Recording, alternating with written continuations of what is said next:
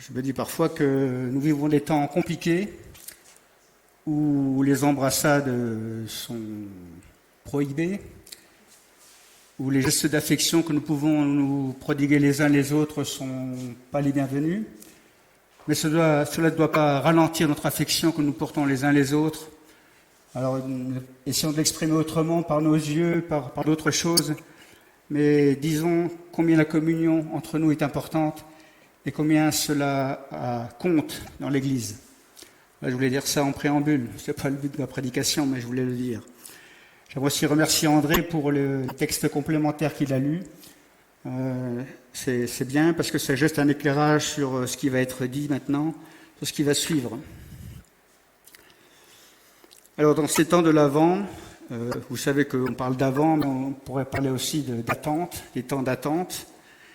Et il est bienfaisant de nous remémorer les actes de salut accomplis par Dieu à l'égard des hommes. Au travers des différentes fêtes juives qui sont instituées tout au long de l'année, le peuple d'Israël se rappelait, lui aussi, des hauts faits de Dieu à travers sa propre histoire. Il n'y a pas très longtemps, nous avons fêté la fête des récoltes ou la fête des moissons, et c'est une fête juive. Et c'est bon d'avoir ces points d'ancrage et ces points de mémoire tout au long de l'année. Alors, le terme liturgique n'est pas toujours le bienvenu, mais ça a sa place quand même. Faire mémoire, se rappeler, pour ne pas oublier que c'est lui qui est aux commandes, même quand l'histoire de l'humanité devient sombre et tumultueuse, ou quand elle devient, pour le moment, aussi un peu difficile à vivre. Alors, André a fait mention, ce matin j'aimerais évoquer le Cantique de Marie, mais pas seulement le Cantique de Marie, mais aussi la personnalité de Marie, donc le personnage de Marie. Depuis un siècle au moins, l'Église l'a inclus dans ses liturgies sous le nom de Magnificat. Alors en fait, ça vient de la traduction « Mon âme magnifie le Seigneur ». Et le terme latin, c'est Magnificat. Voilà pourquoi on parle de Magnificat ou du Cantique de Marie. Il a fait l'objet d'œuvres musicales classiques majeures. Je n'en connais pas beaucoup, mais je sais que c'est ça, paraît-il. Je l'ai peut-être entendu l'une ou l'autre. En tout cas, des compositeurs célèbres ont mis ce cantique en musique. Et derrière la beauté de ces œuvres, sommes-nous toujours encore interpellés par la réalité des paroles dites par Marie, parce qu'elle a exprimé à travers ce cantique. C'est ça la vraie question.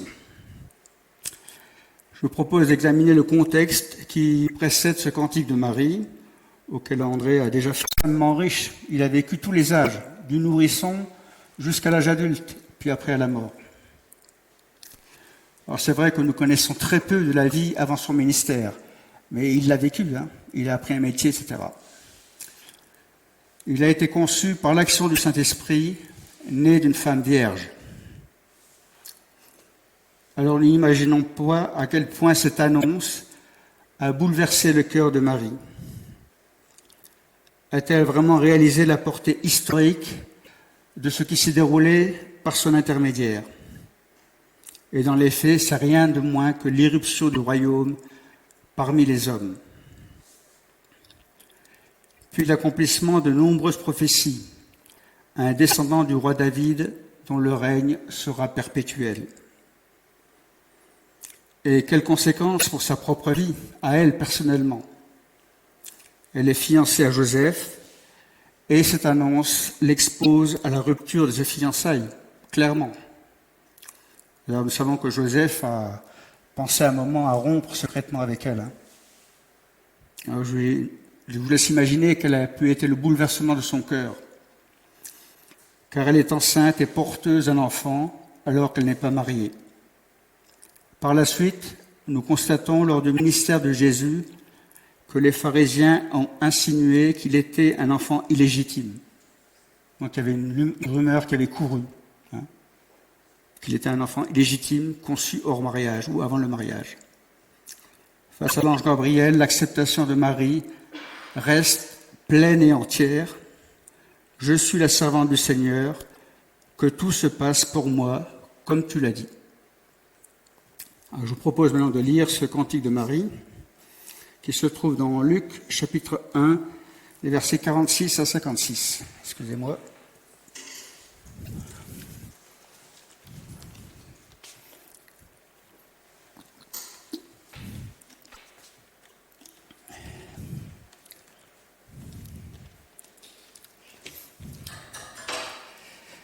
Marie dit alors, « De tout mon être, je veux dire la grandeur du Seigneur. Mon cœur est plein de joie à cause de Dieu mon Sauveur. Car il a bien voulu abaisser son regard sur moi, son humble servante. Oui, dès maintenant et en tous les temps, les humains me diront bienheureuse. Car Dieu, le Tout-Puissant, a fait pour moi des choses magnifiques. Il est le Dieu saint. Il est plein de bonté en tout temps pour ceux qui le respectent. Il a montré son pouvoir en déployant sa force. Il a mis en déroute les hommes au cœur orgueilleux. Il a renversé les rois de leur trône et il a placé les humbles au premier rang. Il a comblé de bien ceux qui avaient faim et il a renvoyé les riches les mains vides. Il est venu en aide au peuple d'Israël, son serviteur. Il n'a pas oublié de manifester sa bonté envers Abraham et ses descendants pour toujours, comme il l'avait promis à nos ancêtres. Voilà, lecture de ce cantique. La voici en visite chez sa cousine Élisabeth, qui elle aussi est enceinte du précurseur de Jésus, Jean le Baptiste. L'attitude d'Élisabeth est un grand encouragement pour Marie, car elle lui confirme, elle lui dit clairement qu'elle est bien la mère de son Seigneur. C'est même une bénédiction pleine de force et de grâce qu'elle lui adresse. Dieu t'a béni plus que toutes les femmes, et sa bénédiction repose sur l'enfant que tu auras. Tout au long de ce récit, la joie est très présente, elle est même presque communicative quand on lit ces textes. Ces deux femmes s'émerveillent des plans divins à leur égard, mais par-delà leur plan personnel à l'égard de tous les hommes et pour tous les temps à venir.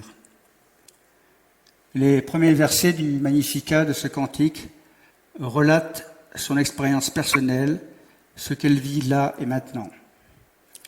Donc elle emploie la première personne et après nous verrons qu'elle emploie la troisième personne dans les versets qui suivent. Il a bien voulu adresser son regard sur moi, son humble servante. Mais elle réalise que cela laissera des traces dans la mémoire de l'humanité. Les humains me diront bienheureuse. Alors, interrogeons-nous nous-mêmes. On parle par exemple d'empreinte carbone dans notre société. C'est à la mode de parler d'empreinte carbone. Et ça doit être tout à fait légitime. Mais quelle est la trace, quelle est l'empreinte que nous laisserons parmi les nôtres, dans notre famille, parmi nos amis, parmi nos voisins, dans notre passage sur Terre, quand nous sommes juste sur Terre pour un passage. Je ne parle pas de l'accumulation des biens ou des choses comme ça, je parle de la trace que nous laisserons dans la mémoire des autres. Un souvenir bienheureux, en accord avec les valeurs du royaume, et qui a contribué à la réputation de Dieu, avec modestie bien sûr, une empreinte d'amour, de miséricorde et de bienveillance. C'est une préoccupation de Dieu, on va peut-être me rétorquer, c'est quand on arrive à la fin de sa vie qu'on pense comme ça. Je n'en suis pas sûr, car le fruit finalement de la marche ininterrompue du disciple dans les pas du Maître, c'est cela cette empreinte et le souvenir que nous laissons. Après ces premiers versets qui parlent de son expérience personnelle, Marie élargit ses propos à tous les hommes, à l'humanité entière. Et elle décrit, dans un premier temps, la nature de Dieu pour elle. Et il se résume en 3 mots que nous pouvons décliner à travers bien des chants et des prières. Il est tout-puissant, il est saint, il est plein de bonté. Ces 3 termes nous parlent de la nature. Je ne dirais pas résume parce qu'on ne peut pas résumer Dieu, mais ces trois termes sont les termes principaux pour décrire notre Dieu. Tout-puissant, saint et plein de bonté. Et ce qui est important, c'est de le garder en alliance, ces trois mots. Si Dieu était juste saint, nous ne pourrions pas subsister devant lui. Il y a ces trois termes qui vont l'un avec l'autre et que nous ne pouvons pas séparer. Puis elle décrit son action. Il a renversé les rois de leur trône. C'est par exemple ce qu'il a fait avec Pharaon et Nabuchodonosor en sauvant chaque fois Israël de l'exil. Dieu est un Dieu libérateur. C'est aussi ce que le Seigneur nous propose de faire dans nos vies en détrônant notre moi tyrannique et orgueilleux. Je crois que c'est une bataille qui n'est jamais achevée et que notre moi a toujours tendance à s'agripper, à revenir sur le trône de nos vies. Ah, bien entendu, à un moment donné, nous avons capitulé, nous sommes agenouillés, nous sommes passés par la conversion à la nouvelle naissance. Mais la bataille continue quand même dans nos vies. Il a comblé de biens ceux qui avaient faim et il a renvoyé les riches les mains vides. Marie avait faim. Elle avait réellement faim. Il lui tardait de voir le jour où le Sauveur du monde se manifesterait. C'était une véritable attente chez elle. Et c'est toujours encore pour nous la condition pour être bénis spirituellement, avoir faim. L'autosatisfaction nous entraîne dans la torpeur spirituelle. Quand nous sommes autosatisfaits, satisfaits de nous, ou de peut-être des choses qui se vivent toujours de la même manière dans l'Église, nous tombons aussi dans la torpeur, n'est-ce pas? Il faut de temps en temps que l'Esprit nous réveille, qu'il nous sorte de cette torpeur. Et ils nous disent, mais quelle est ta faim? À quoi aspires-tu de plus dans ta marche avec le Seigneur? Est-ce que tu as vraiment faim? Ou tout va bien, tout roule, mais ça reste comme ça ne bouge plus. Les circonstances de la naissance de Jésus et ce cantique que nous avons évoqué ne représentent qu'une tranche de la vie de Marie.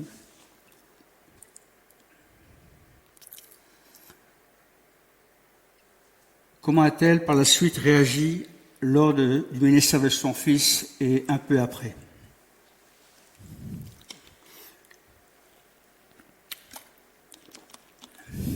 Donc après le Magnificat, méditons ensemble sur sa personnalité.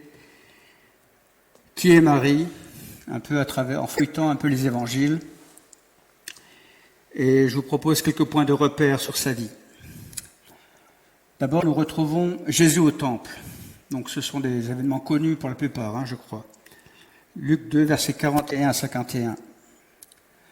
Les parents de Jésus, inquiets de sa disparition, le retrouvent au temple, en conversation animée avec les maîtres de la loi.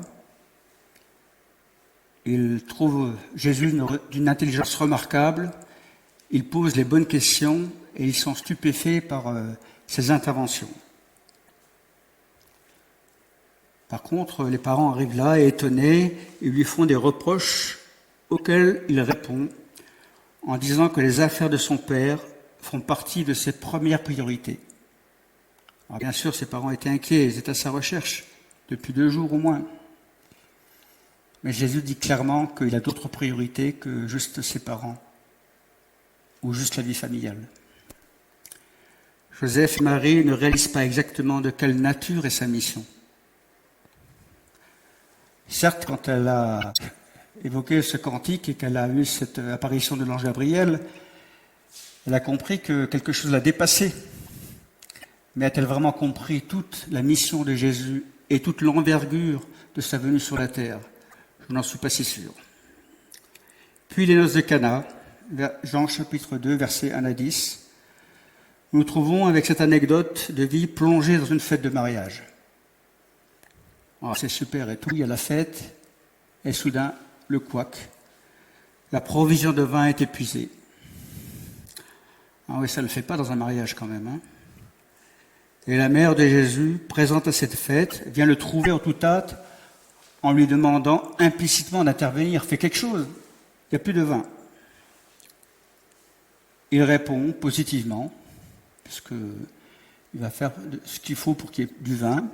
Il répond positivement tout en lui faisant remarquer que c'est en connexion avec la volonté de son Père céleste qu'il se détermine.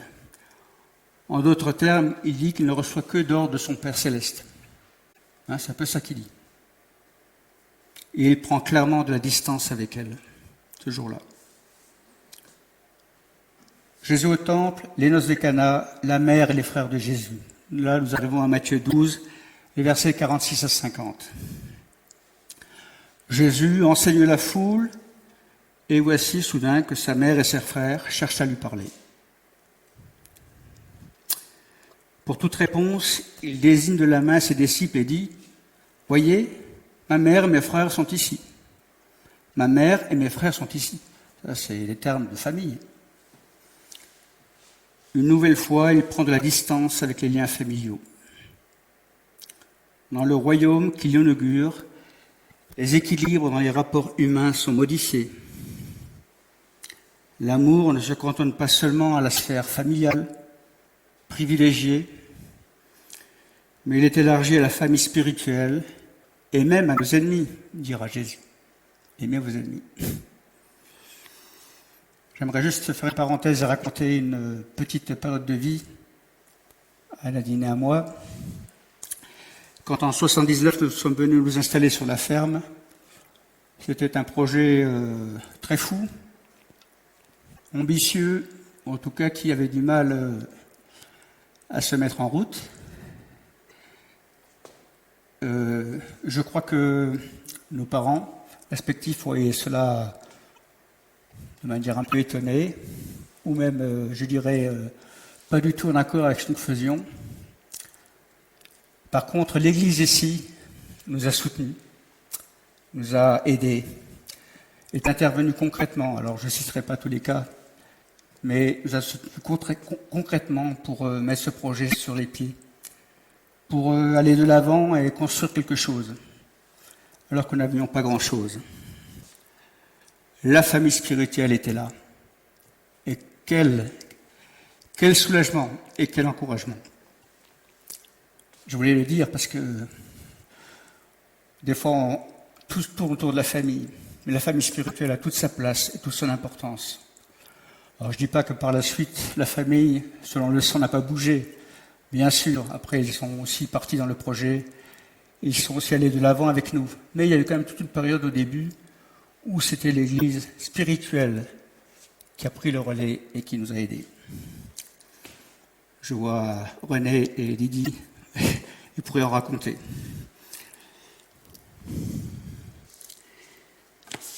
Continuons.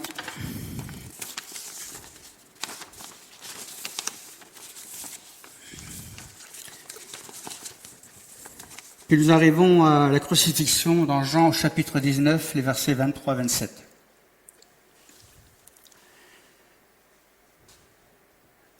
Un moment difficile pour Marie, extrêmement difficile. Voici que la prophétie de Siméon, lors de la présentation de Jésus au temple, se réalise. Vous vous rappelez quand ses parents ont présenté Jésus au temple, Siméon était là, et il a prophétisé, il a dit ceci, « Quant à toi, Marie, la douleur te transpercera l'âme comme une épée. » Comme une épée. Alors, elle venait de vivre l'Annonciation, Et là, poum. Je ne sais pas comment elle a pris cette parole, mais ça doit être très dur, extrêmement dur. Et là, nous nous trouvons à la croix, moment dramatique et insoutenable, absolument insoutenable. Marie, la mère de Jésus, assiste à l'agonie de son fils sur la croix. Le Fils de Dieu ne prononce que peu de paroles à cet instant même où il est sur la croix.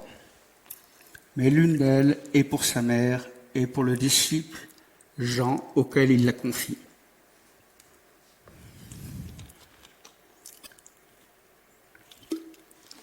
Il lui demande de prendre soin d'elle à partir de ce jour.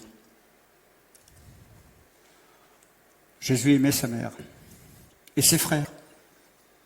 Mais il les a mis à une juste place. Mais là, il confie sa mère au disciple Jean. Supposons que Joseph, donc le mari de Marie, n'était plus là, il était décédé, et il y avait donc juste Marie avec les frères. Et il dit, prends soin d'elle. Prends soin d'elle, elle est seule maintenant. La famille spirituelle prend toutes ses dimensions d'accueil. Je continue dans la chambre haute, acte 1, verset 14. Les disciples sont réunis comme à l'accoutumée dans la chambre haute. Et qu'est-ce qui est présent? Les disciples, bien sûr, Marie et les frères de Jésus. Ses frères qui ne croyaient pas en lui lors de son ministère, vous vous rappelez Il dit que même ses frères ne croyaient pas en lui. Et là, ils sont là. La chambre haute avec Marie. Il a eu tout un chemin de fait. Alors ne perdons jamais espoir. Ils prient, ils sont là dans la chambre haute et attendent l'accomplissement de la promesse du Père et de nouvelles directives pour leur mission. Il devait élire un autre disciple pour remplacer Judas. La famille, selon le sang, se superpose ici au tout début de la première Église. Je me suis demandé, est-ce que c'était le signe d'une consécration accrue de la part de Marie? Bon, les frères venaient de se convertir il n'y a pas longtemps, je ne sais pas, mais en tout cas, ils étaient là avec les pionniers de la première Église. Ils étaient là et ils étaient assidus à la prière. Et Marie était parmi eux. Cette rétrospective de sa vie est éclairante. Nous voyons tout le chemin parcouru par Marie depuis l'annonciation de l'ange Gabriel.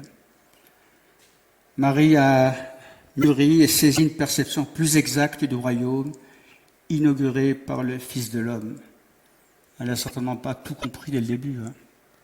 Et je pense que c'est légitime.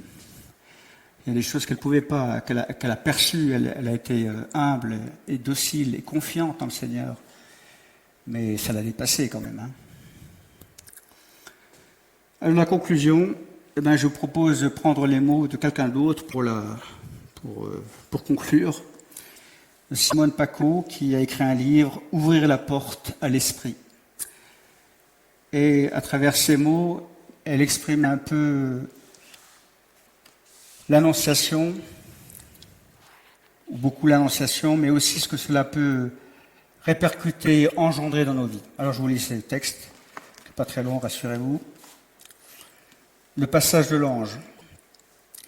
Marie est totalement donnée à Dieu. Elle vit en profondeur, consciente de la présence de Dieu en elle.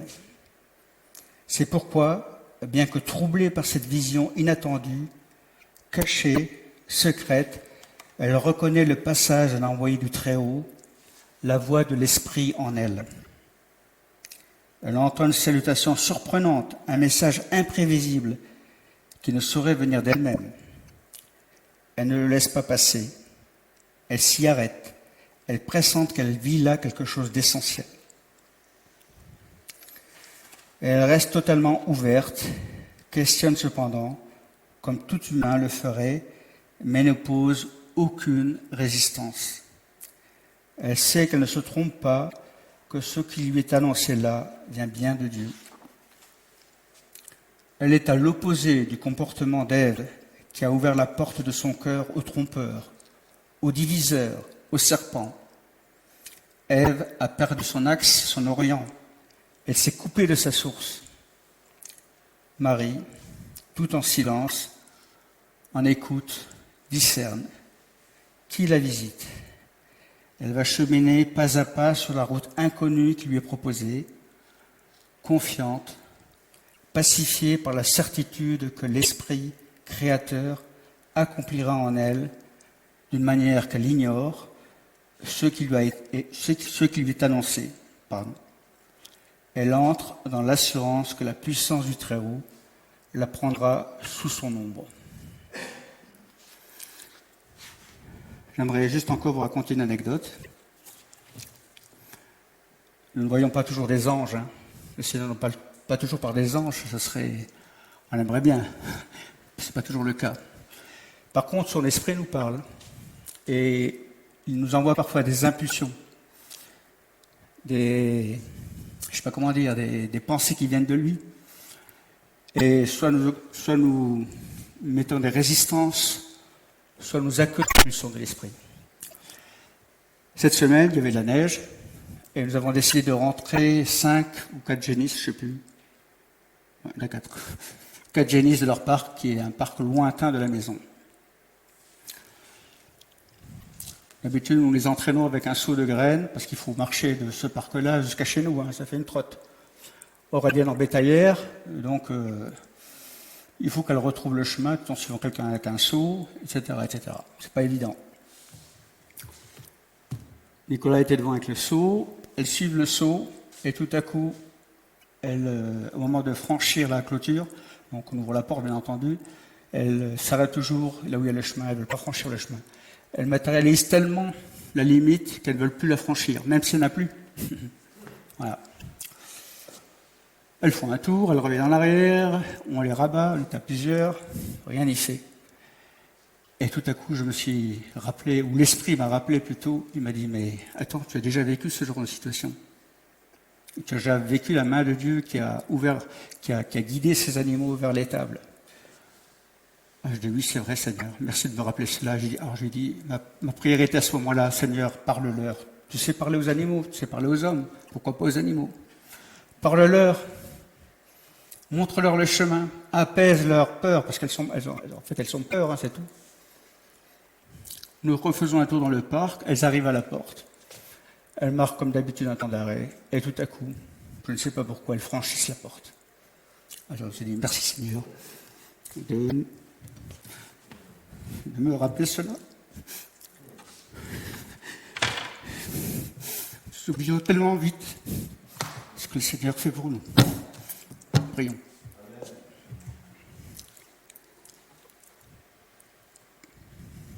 Seigneur, ma prière, c'est que nous soyons de plus en plus ouverts aux impulsions de ton esprit. Accorde-nous d'être toujours en connexion avec toi, dans le concret de nos journées, dans le quotidien de nos semaines. Accorde-nous vraiment de n'occuper, de ne mettre aucune résistance à l'appel de ton esprit ou aux impulsions.